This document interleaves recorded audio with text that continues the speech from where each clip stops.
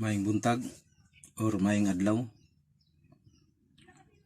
Isa ka ba sa mga breeder sa mga manok pangsabong?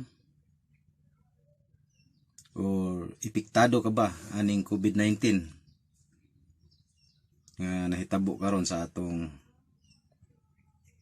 kalibutan? Kaya ako isa ko sa mga breeders nga naipiktuhan gyud tungod aning COVID-19 nga virus nga wala na yung mga trabaho, naglisod na og pampalit og maintenance sa manok.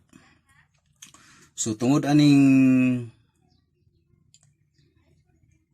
mga breeders nato nga kinahanglan og mga maintenance, so naghimo ko og pamaagi nga mahatagan og vitamins permanente ang manok nga dili na ta kinahanglan mo gasto. Kay kung mamalit pa ka og vitamins para sa imong manok, sayang pud ang imong kwarta. Gamito na lang nimo para sa imo ha. Pangpalit na lagbugas o sudan kaysa sa paingon pa sa manok. So mo nang ako naghimo ko og improvise nga vitamins para sa akong mga manok nga kini bisan pa sa una wala pa ang COVID-19, mao na ni siya ang gigamit nako sa akong mga manok nga simpre pamatud-an pud nako ang kondisyon pud kay sila. Kay makita man pud gyud nako sa akong mga manok nga inighikap nako kondisyon gyud ang ilang lawas. Mao ni siya ang akong mga vitamin sa akong mga manok. Makatipid pa ka, dili pa ka magastusan og maayo. Tungod kay ay mo igasto sa imong mga manok nga panabong mga vitamins, imo na lang para na lang sa imong mga pamilya. Palit na lang nimo og mga pagkaon. Nya ang maintenance nimo sa imong manok nga mga panabong pareha sa ako nga gihimo. Naghimo kog mga maintenance nga para sa akong mga manok. Ang akong gihimo mao ra gyud ni kamunggay, dahon sa kamunggay, dahon sa kapayas, ug udlot sa bayabas, ug dahon sa kalabo. Kay ang kalabo antibacteria na siya, sipon. Tanan, dili na mataktan og sakit imong manok. Bisan pag mag-immunize ang imong silingan o mga tapad imong mga farm, dili madutlan ang og sakit imong manok. Nga naman, tungod sa mga vitamins nga gipaslak nimo sa imong manok nga antibacteria na. Sama sa kamunggay, bayabas, kapayas, dahon sa kapayas, ug kalabo. Ano? Mga antibacteria na siya tanan. Sumuo na siya ang maintenance sa akong manok. Tanawan ninyo kung giunsa nako paghimo ang akong mga maintenance sa akong manok nga wala ko'y gasto tungod sa unang-una wala pa tay income, so dili na ta kinahanglan nga mangita pa ta og dakong gastusanan kay wala tay income. So diri ta sa makatipid ta, walay magastos nga kwarta o kondisyon kayo ang imong mga manok panabong. Inanion lang ang proseso para mahimong makatipid ka og kondisyon imong manok bisan pag inyong testingan. Sugo na? May buntag. Kini atong himuon karon, maghimo na pud ta og tambal na pud sa mga sakit-sakit sa manok kay ang panahon nato ulan-ulan naman. So kinahanglan nga naipanguntra ang atong manok. Punhan ang ato daan. Maghimo ta og kamunggay, bayabas, o kini kalabo, o sabulan na to dahon sa kapayas. Ato ni anaon kay para mawa ang iyang dagkong sanga. Pagkahuman ato ni siyang lubukon pagkahuman ato ihungit sa itong mga manok kini antibacteria man so ang mga silingan nga mag-immunize mga tapad na to mag-immunize dili ta maipiktuhan kay nakadipinsa naman daan ni atong manok naa naman daay mga pangontra tambal sa mga pagsin sa lima sa panahon kay ulan mo kalit og init, so madaot gid ang lawas atong manok kay naara gud na siya nakalansad ra. So kinahanglan himuan nato siya daan og tambal kay aksyon nag-ulan-ulan, so kasi kung ato manok magkasakit sayang, himuan nato og tambal mo nimo ibutko na po nato.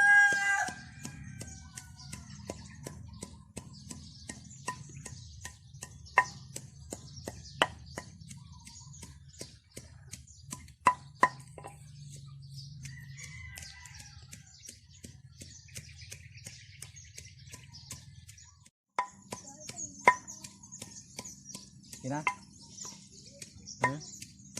Hapit na tama magbubok sa atong mga evento nga pangtambal sa sakit sa manok nga umaabot. Kay ulan naman kinahanglan nga ang traho na to daan ng mga bakterya nga mutapot sa lawas sa manok.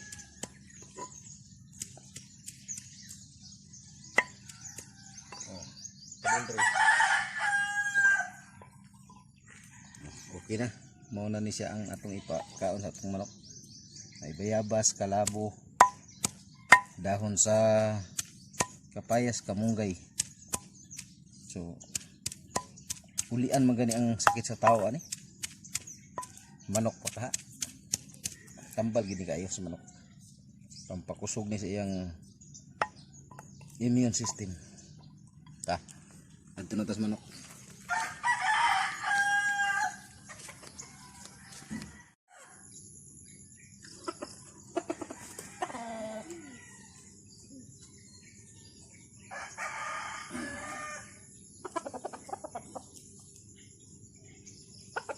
Morning manok na ko nga gold nga open air. Ang ngalan ani si Digong. Digong. Tungod kay isog kayo, murag si Digong.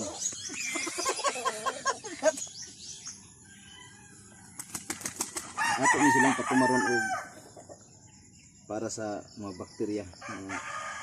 Dili sila masakit inig abot sa kuan kay ulan-ulan na.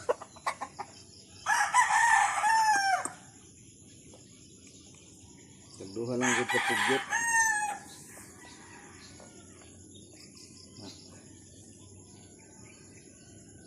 Duha ka pugyot. Ihingit natin siya. Kaya para dipin sa daan sa ila.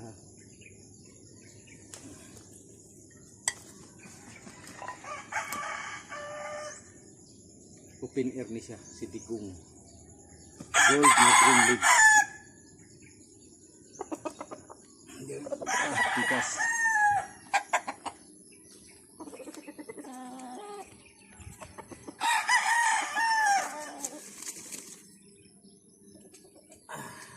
Ano po ni siya si ngalan na ning manok ni si Apolinario. Pastor Apolinario. Momentos Digong kini si Apolinario.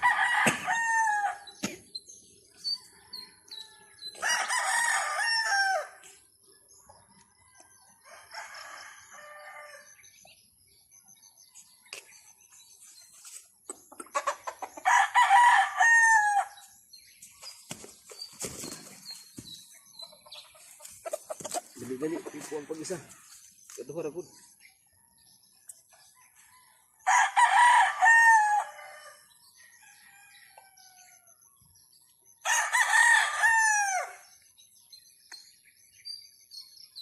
Okay. Okay na. Mauni siya si Apolinario. Parang kaidlas. Dili idlas nga idlas kayo.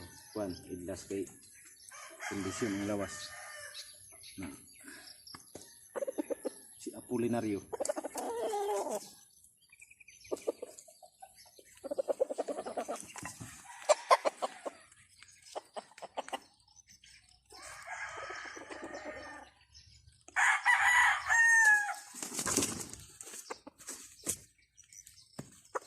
Okay. Kani mao ni si Kapa. Naman si Digong na sa Apolinario na pud tong Kapa. Ngalan ani man og Kapa.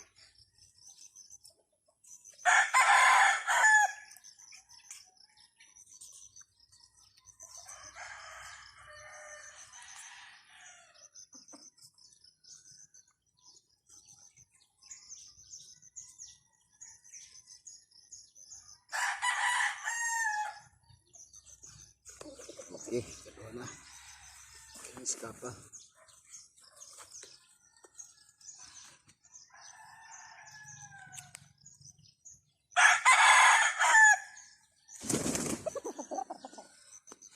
Sini, dia na napunta sa sika.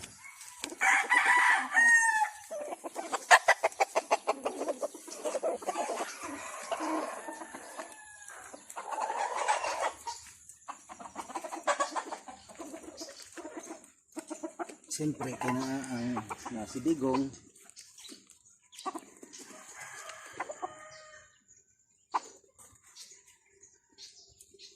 na ang nasidigong na si Apolinario, so naapod si Kapa, di apod si Regine. Ini si Regine. Muling mga panahon nila.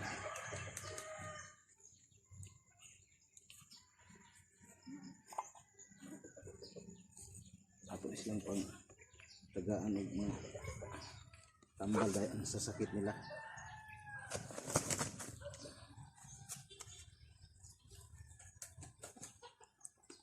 Yung pag-isa.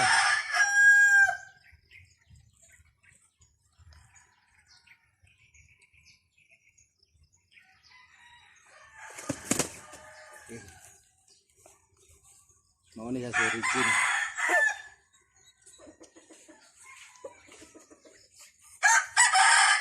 Okay. Tapos pikas.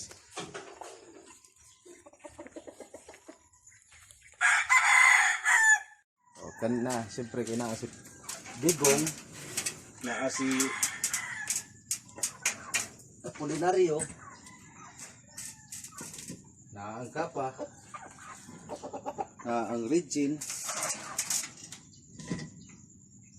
so napod si Kibuloy. Kanis Kibuloy ako nang gitreading ako og lawas budlat ug mata mo ni sa Kibuloy na akong manok. Balhin diri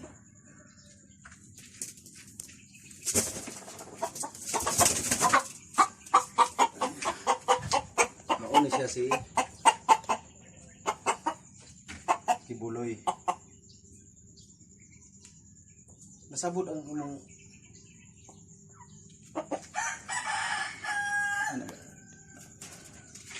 Muna sa Kibuloy. Kuyupon.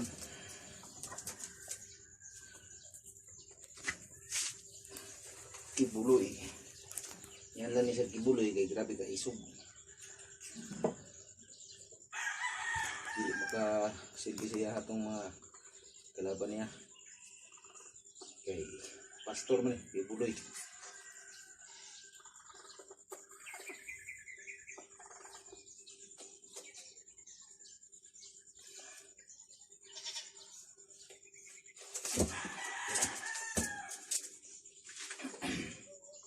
So, na.